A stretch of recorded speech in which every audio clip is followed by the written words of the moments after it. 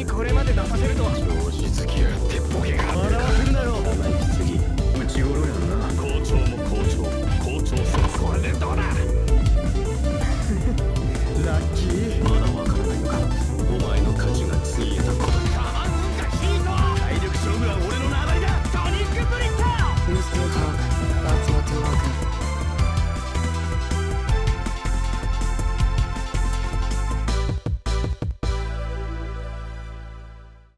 Hey everyone, welcome back to Prince of Tennis Crystal Drive 2005. So, today we're in the final round of the Kantou doubles tournament. Today our opponents are a team from Seigaku. It's Inui Sadoharu, I believe his last name is, and Kaido Kaoru, which we've faced before, I think, or I know we've definitely used him. He was the one that we used in our first doubles tournament, but we are also, I'm not sure if we faced him before. I'm hoping not, just because it's really difficult to go up against Kaido, just because he has a lot of different special moves. It's not really too difficult, I guess, now, seeing as how the bars aren't on infinite, but whenever I play, you know, infinite bars, or max gauge, I should say, that's the correct term, which is what I do, you know, for fun on my other save file where I have all the characters. I put the gauges on max and I play against the characters, and it's crazy because there are certain characters that become extremely better, and there are other characters that are just, you know, shit, even though they're really good when, you know, specials are not on max. It's just really interesting. But Kaido is one of the characters that's too good in that sort of mode, just because of his sort of variety of snakes. So since they spin around the court in, you know, completely different directions, he can use them literally every point. He can really fuck your ass up. It shouldn't be too difficult right now, but we'll see what happens. You can see that they have Ryoma as their coach. I think Ryoma, he's one of the better coaches, but I think what he does is he copies whatever bar I have. So for example, if I have full C gauge, then he'll give that to my, or rather he'll give that to his team. He'll give them full C gauge as well. I think that's what he does. I'm not entirely sure. If not, I think he copies the super gauge. He copies one of those two, or maybe even both. But I know it's that, and then there's another guy who he just outright takes your bar and gives it to his team. I don't really show the coaches anymore, just because it's the sort of format that I have right now. I feel like it's a lot better for this game. I tried a lot of different things, especially before, you know, restarting the series. Now I was trying to do a lot of different things. Like, I've tried doing my own scoreboard. I was trying to do that again this time around, but that's just too much work, and it's just really sort of unnecessary. It doesn't really add anything to the experience. Like, you know, it's cool, but it's really in no way worth it. Because I was going to try and make it like an actual tennis game where, like, the score is always up, and, you know, sort of also depict the score, you know, like they do in actual tennis games. But instead what I've gone is I've just done this, which I've done this before. I just cut out the C gauge and just leave the game. I used to have the coaches, or rather I should say the bottom screen, on the lower half, usually the lower right hand side of the screen.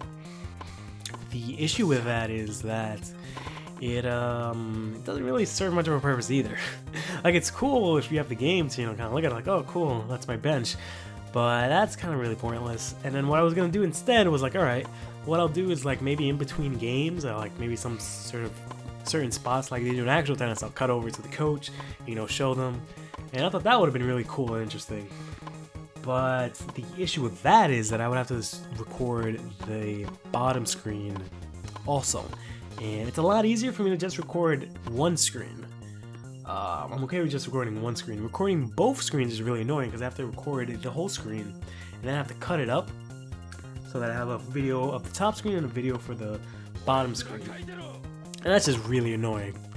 Or it's not even so much it's annoying, it just takes, you know, double the time that it would otherwise, or even maybe a little bit more. So I don't really want to have to go through that at all. I'm already doing that with Jump Ultimate Stars, which should be up by now. Jump Ultimate Stars, which I don't mind because I really like that game, And while the bottom screen equally isn't as important, the manga scenes are, you know, nice to look at. So aesthetically, I like having it there. I don't really mind if I'm doing it for one, but if I had to do it for 2 different series, that's way too much. So we have here, we're going up against Inui. I haven't unlocked him yet, so I really haven't used him, obviously. But he's a really interesting character in the anime. His main sort of gimmick is that him and Renji, they're like, they used to be doubles partners, I believe, but they're also rivals. They grew up together, but their main sort of tennis sort of concept or idea, or it's a word that I'm looking for that I can't really think of. I want to say ninja way, because that's basically what I'm trying to say, but I just don't know what the actual word for it is. But their thing basically is data tennis, where they acquire a lot of data on their opponents beforehand, and they use that against their opponent, which is funny because that's the entire premise of Baby Steps, which is another tennis series that I really enjoy, and it just revolves around this one kid who he's really good at taking notes. And he picks up tennis, and then, you know, you put the two together, he starts taking notes before matches, during matches, after matches, regarding to tennis, so he can calculate sort of the percent of when his opponent is going to do a wide serve, or, you know, when after they do a certain serve, when they're going to move up, and he has really good eyesight as well, so he can sort of not only rely on the data, but also rely on what's happening on the field. But that's kind of what Inui and Renji do.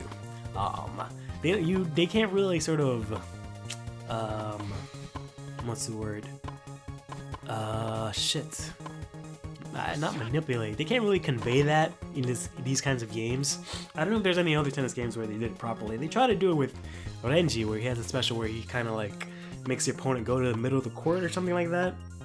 And they try to do it here with Inui as well.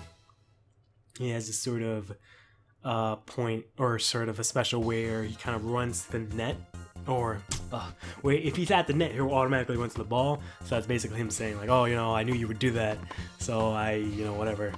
I was ready for it ahead of time. That's sort of what they're trying to do. But since that doesn't really convey sort of a tennis game, I always find Renji and like Inui and like Echiro, which is the character from Baby Steps, I always find it really interesting what they would be like in video games, because you can only really do that kind of stuff in a series, which kind of sucks, because tennis is sort of, when it's a sports anime, it's the kind of thing where you can easily make a game out of, which I kind of don't like. That a lot of the sports anime that I like, they don't have a lot of games, or at the very least not that are localized, hence, you know, why I'm playing this game in Japanese. But it doesn't matter, because it's a sports game. You know, if you know the sport, you can pretty much figure it out, and the menus aren't too sort of crazy. But yeah, Inui, he has a really hard serve. I forgot what they call it in the series. I think they just call it the waterfall, but that might just be in the anime. They might have had a different name in the manga. But it's just really a hard serve that he just throws out there.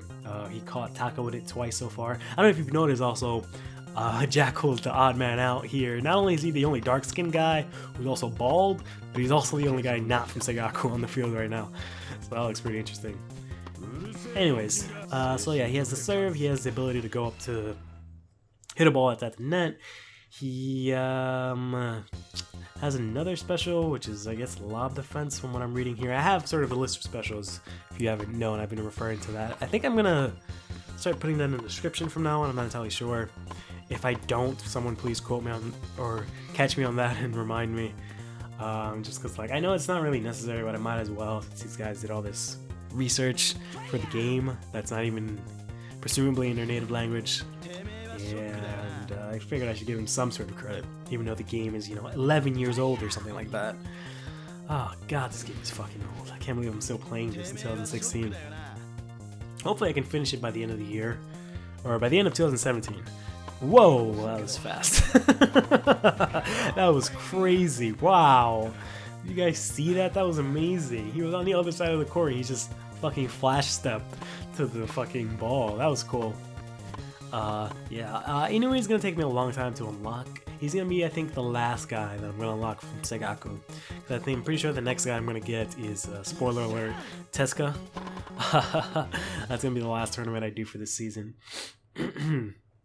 But that's how I'm gonna end up getting Teska when I do that tournament.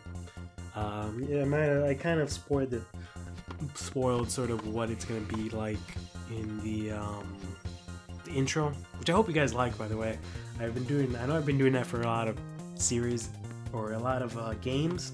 I've made their own sort of like little intro. Obviously, my two favorite ones are Prince of Tennis and Jump Ultimate Stars, just because they gave me a lot of material to sort of work with. Whereas like Mega Man Zeros was kind of like I like that one. That was the first one I did, and I like how I managed to get the music together along with him, the images moving and whatnot. So that was pretty cool. But I feel like that one might be a little too long and boring, so you might get sick of that one pretty soon. Whereas the Prince of Tennis one is it's alright. It's pretty fan servicey, so that one should be good. And the Jump Ultimate Stars is even more fan servicey, so I'm assuming those two should be good. Probably should have coordinated a little bit better and not played 1, 2 DS games at the same time, and 2 anime games at the same time. Granted, they're completely different types of games. Like this is a sports game, that's a fighting game, or Smash clone, or whatever the hell you want to call it. But whatever, it's been working out pretty fine. Those are 2 games that I really like playing a lot on the DS, which is funny because they're 2 of the games that came out really early in the DS's lifespan. Like this game, it's one of the earliest games that came out,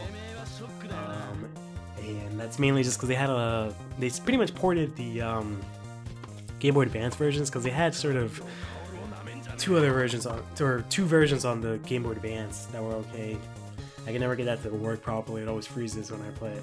But, so they basically just took the sprites from that, maybe cleaned it up a little bit, and added the, some, extra stuff that they could do on the DS, and made this game, which is why it came out so early. But, it doesn't matter. There's also another game that I really want to play. It's on the PS2. That one's really fun, because you get to sort of pick your character, and you get to sort of level them up, throughout a series of, weeks or days, or I don't know how it measures it, for this big tournament, and you can sort of edit their specials. You can't sort of remove any specials, but you can give them like 1 or 2 specials according to how you train. So that one's really fun, and I used to play that a lot with Lone Sword Hero. So I'm hoping I can buy that game again, so I can play it with him sometime soon. We had a lot of fun playing that shit. Like, granted, he doesn't know a lot about the series, but we still had a lot of fun with it just because it's such a fun game, because you get to, you get to smack out specials, and it's in 3D, so it looks really cool.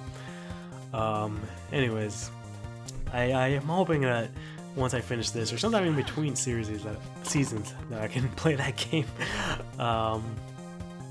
We're doing pretty good against this team here. I hope you guys have in mind that I've been sort of just shooting the shit with these videos so far. I haven't really been talking too much. I spent some time last time talking about tennis, and I've talked about the game a good amount for the other videos, but I've kind of just been rambling on. I haven't been talking about the game. Part of that is just because it's post commentary, because it's just a lot easier for me to record. Let alone for this kind of game, it's also a lot easier for me to play. I'm probably gonna switch it up. I'm gonna do the same thing for Jump Stars. I'm gonna switch it up, post them live. I'll try to let you guys know when. But it's just so much easier, because I sort of figured I would just come home from work and just sit down and just talk, rather than sit down, talk, and play, which is kind of a bit much. Anyways, it's 5-3. This game isn't as well, nah, I shouldn't say that. This game is closer, or was closer, than the the Shishido and Otauri semifinal, because that one, while that was a close game, it was 6-4. I did make a crazy comeback when we were down 2-4. This one was actually crazy close. We've been trading points. It was just now that I managed to get ahead, and then I just finished it up this game. But yeah, that's been the Kantou doubles tournament. This was a lot of fun. I'm really glad I came back to this game, and hopefully we'll finish the season really soon. Stay fresh.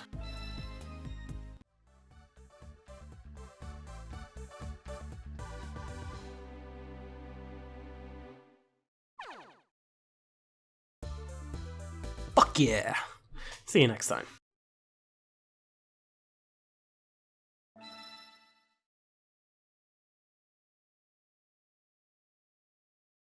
Deadly name!